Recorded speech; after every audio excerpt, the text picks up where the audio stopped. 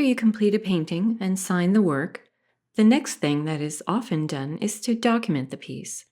But to do this, you need to have a name for the painting or artwork. Believe it or not, naming your piece is not always as easy as it sounds. Many artists struggle with naming their work. Hopefully it'll come easy to you. There are different naming strategies. Some people come up with clever names based on what they were trying to say with the painting. Other people name it in a more fact-based way, using the name of the object or location as the title. If it's a series, it may have a number or a Roman numeral after the title. So now, just like we did when we were talking about signing your work, we took a look at the masters and what they did. Let's do the same thing for naming your work. What did they do? I find that the vast majority name their paintings in a factual manner. They may name the location, the person, or the object. Here are some examples.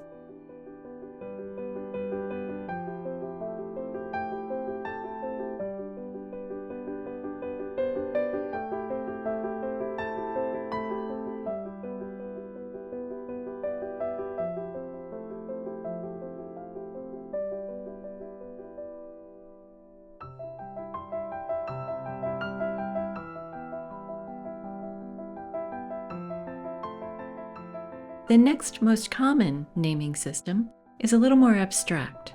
It's more descriptive. The artist focuses on an aspect of the scene, the event, or the person. Let's look at examples.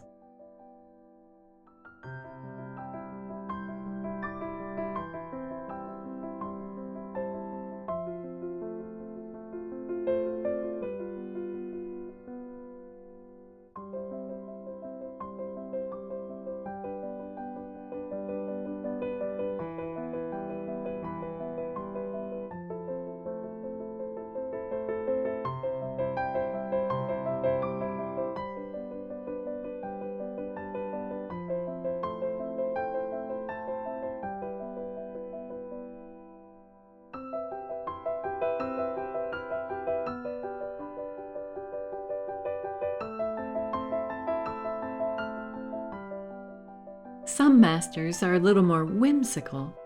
You have to be careful when using this category, as you don't want to be too silly. But sometimes it fits the piece. Here are some examples. Be cautious if using this one.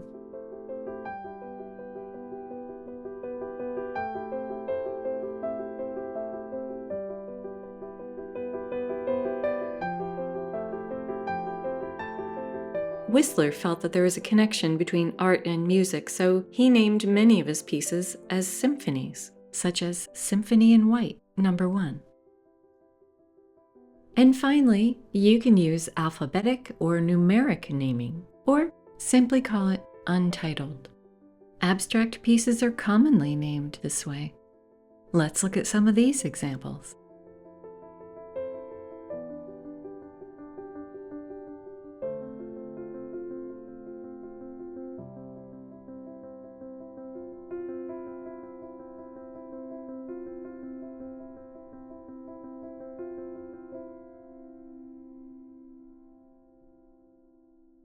It's good to be consistent in your naming style as with your signature. I can't say I've always been consistent in naming, but I do try. I used to name my paintings by what I wanted to say, but recently I've veered more towards fact-based naming. So you have to decide how you want to represent your work. A good name is actually very important. You don't want to be silly. You don't want to be funny. Although every once in a while you do see one that's well named with a little bit of humor. So again, go to an art show or an art museum or look online and observe the naming systems that artists use. What appeals to you? While you're there, pay attention to the signatures. I've created a worksheet for you in case you'd like to use that while you browse. Once you've signed and named your painting, the next step is to document your work. That's the topic of our next lecture.